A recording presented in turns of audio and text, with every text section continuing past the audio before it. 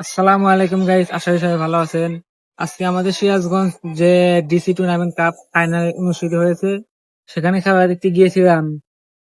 তবে সেখানে যে অবস্থা, খেলার যে একটা পরিস্থিতি, এই পরিস্থিতি খেলা দেখা যায় না ভাই।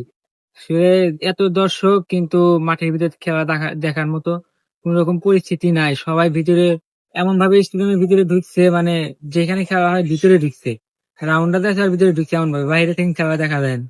তার জন্য হাজার হাজার দর্শক বেশি ফেরত চলে আসছে, খেলা দেখা যায় না। এখনো অনেক দর্শক আছে যারা গ্যালারির উপরে আছে, তারাই শুধু খেলা দেখতে পাচ্ছে, তাছাড়া কেউ খেলা দেখতে পারে না।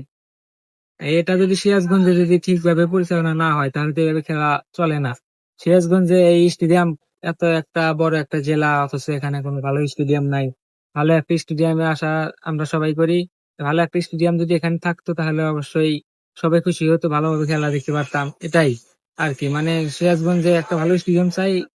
আর এরকম দুর্নীতি যেন না হয় দেশে।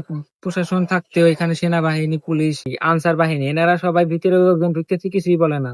আসলে এগুলো একদম ঠিক না। যদি ওনারা প্রশাসন হয়ে যদি এরকম বামসাম করে, তাহলে তো সাধারণ মানুষ তো করবেই। যাই হোক, এটা সকলের জন্য লজ্জাজনক বিষয়, আমরা কেউ দেখতে পারি না, এটা আফসোস।